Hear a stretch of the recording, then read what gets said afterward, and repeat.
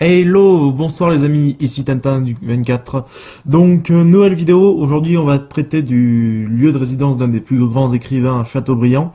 Alors précisément on va voir aujourd'hui sa résidence d'enfance, excusez-moi. Donc c'est parti les amis, accrochez-vous bien, on refait un bond dans le temps. Et cette fois-ci on va en Ille-et-Vilaine.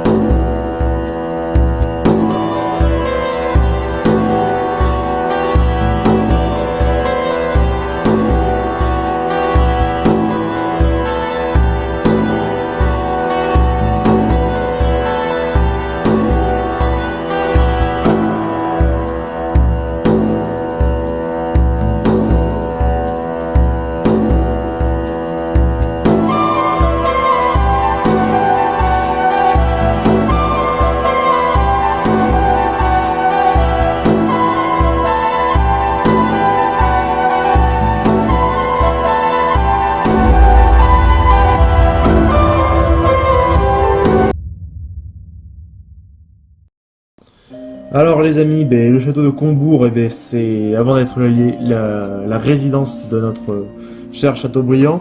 C'était un château fort qui a vu les guerres se succéder. Donc la construction du château se débute au XIIe siècle et se finit au XVe siècle au bord du lac Tranquille. Alors oui, c'est assez précis. Les habitants du lieu laissent entendre qu'un certain comte de Combourg, ça veut dire un ancien habitant, donc je pense que vous avez compris, qui est mort depuis 3 siècles, revenait à certaines époques de l'année, même de certaines, certaines années même. Il serait mort dans le château et depuis on verrait son fantôme. Je vais vous raconter ça plus en détail après. La pièce qui serait l'épicentre de ce phénomène paranormal est la chambre rouge, donc la fameuse pièce où il est décédé. Donc on raconte que l'un des seigneurs... Ah oui, non, attendez. Toc toc toc. Bon, je vais vous faire l'épisode vite fait historique du château. Donc, alors, comme je vous l'ai dit, il a été construit au XIIIe siècle. Il a appartenu à 3 familles différentes. Les ducs Guesclin, que je vous ferai une vidéo plus tard sur cette famille. Puis aux châtaignerons Malestroit, qui ont agrandi la bâtisse au XVe siècle. Elle aborde fièrement 4 tours rondes, ouvrières, ça se dit dans le langage d'architecte, dont 3 bâtis au XIIIe et au XIVe siècle. Mais le pont-levis a été détruit par cet abruti de Richelieu. Donc maintenant, on va passer plus aux légendes du lieu. Et là, je peux vous dire que je ne sais pas si vous regardez certainement des fois les émissions de paranormal ou d'autres choses, ils en parlent des fois de ce lieu. Donc je vous fais la deuxième partie, c'est parti.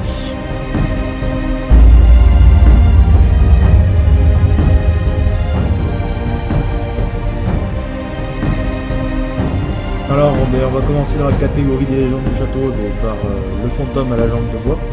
Alors Chateaubriand dira lui-même qu'il était niché dans une espèce de cellule isolée en haut de la tourelle de l'escalier, c'est-à-dire dans une des tours du château. Un certain comte de Combourg à jambe de bois, mort depuis 3 siècles, apparaissent à certaines époques. Sans sa jambe de bois se prendrait aussi quelquefois seul. Ça veut dire tu vois le bout de bois mais tu vois pas le type qui est accroché au bout. Se prendrait seul quelquefois avec un chat noir. Il ajoute relégué dans l'endroit le plus désert à l'ouverture des galeries, je ne perdais pas un murmure des ténèbres. Terrifié, l'enfant fait inspecter sa chambre par sa mère et sa sœur avant de se coucher. Chateaubriand, il avait un peu les pépettes.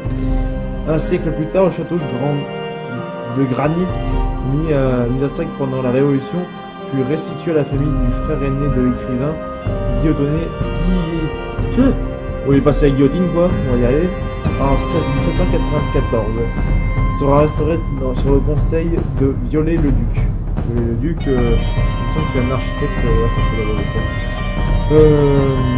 C'est alors que l'on fera une effroyable découverte dans la tour même où logeait le jeune Chateaubriand, un chat momifié, gueule ouverte, emmuré vivant au Moyen-Âge pour se protéger du diable. Quant au spectre qui hante encore cette tour du chat serait celui de Malo Auguste Coitken, seigneur de Combourg, mutilé à la bataille de Malplaquet en 1600.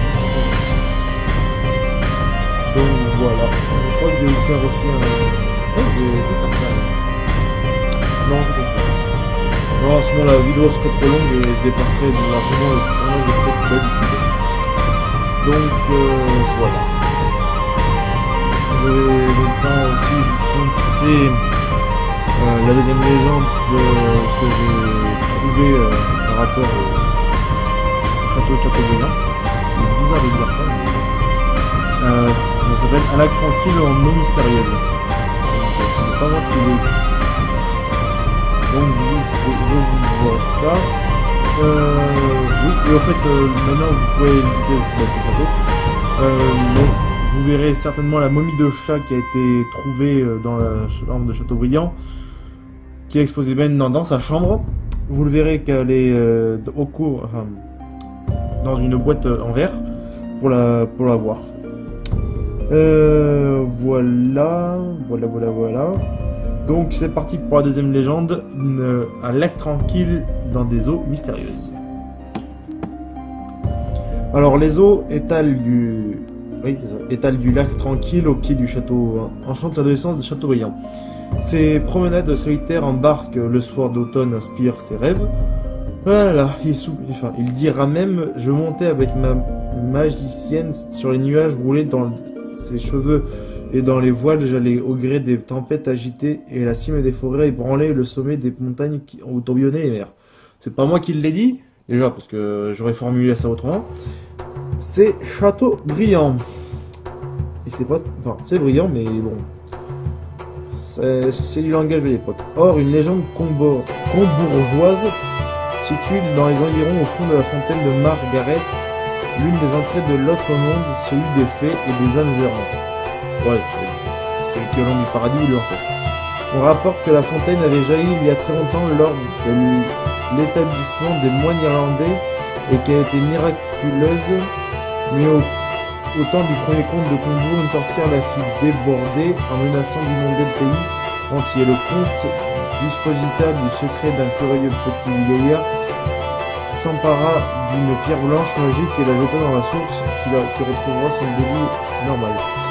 Il avait conjuré la terrible malédiction dont seul le souvenir reste le lac qui s'était formé. Voilà. C'était la légende de la fontaine. C'est génial, on va dire. C'est pas laborieux, je crois que je galère. Donc voilà.